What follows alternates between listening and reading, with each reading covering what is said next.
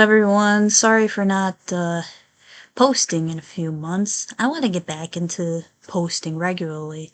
I do this in my free time and I have a 9 to 5 job, so I won't be posting any daily videos like some other channels who do this for a living.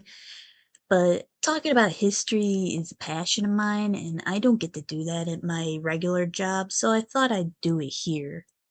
So for this video, I want to celebrate the 4th of July and the 250th anniversary of the founding of the United States by talking about something a bit different than what you may be hearing during this weekend.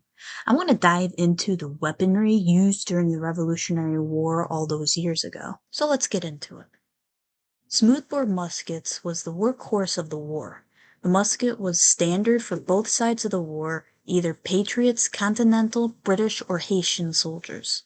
It had a basic style no matter where it was made, US, Germany, the UK, or France. The British brown bess was also common on both sides, and was in British service for over a century from 1722 to 1838, that could wield a bayonet for close combat. The French Charvel musket was supplied from Benjamin Franklin's diplomacy with France. Even before France allied with Washington, France was smuggling thousands of weapons and supplies for the Continental Army, who was slowly replacing older British-made weapons for newer French styles. The Charvel is a slightly smaller and lighter frame from the Bess. Its firing range around 50 to 100 yards with a rate of 2 to 3 shots per minute in ideal conditions.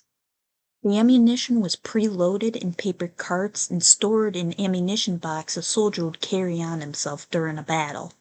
Long rifles, the American Edge, and the Frontier rifles had barrels that gave far better accuracy and have effective output to over 200 yards, used by the overmountain men, sharpshooters, and scouts. These were much slower to reload and could not hold bayonets, so they were not useful in hand-to-hand combat.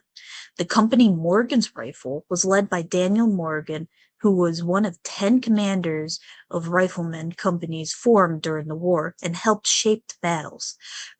The rare Ferguson breech-loading rifle was one of the first practical breech-loaders that could fire 6 to 10 rounds per minute. Major Patrick Ferguson demonstrated it to the British, but was rejected to be a main weapon. There were only 100 to 200 rifles made, and it was costly and fragile and was used briefly by the British troops from 1776 to 77. There was also many close combat weapons used during the war. The widespread use of bayonets, swords, sabers, pistols, and tomahawks used by Native American allies. The Continental Army started with almost no artillery to support its troops. The result was to rely on captured British guns that were 3-pound gallopers and 6-pound field guns that were mobile and used solid or grape-shot canisters against enemy infantry. Howitzers and mortars used high angles that were best for sieges and lobbied explosive shells for fortifications.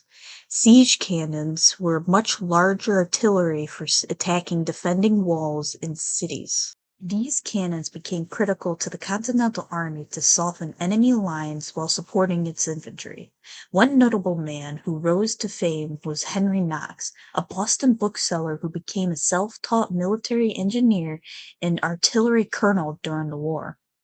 During the winter of 1775, Knox led his famous expedition to transport captured British artillery consisting of mortars and howitzers from Fort Ticonderoga through 300 miles of snow, mountains, and frozen rivers to Boston.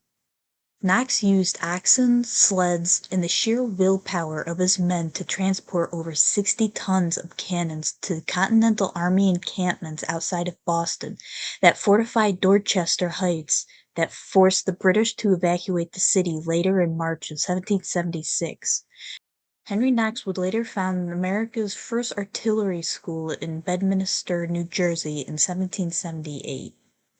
The Continental Army won by making the most of limited tools, brilliant leadership, and critical alliances. From flintlocks to captured cannons emerged the foundation of American military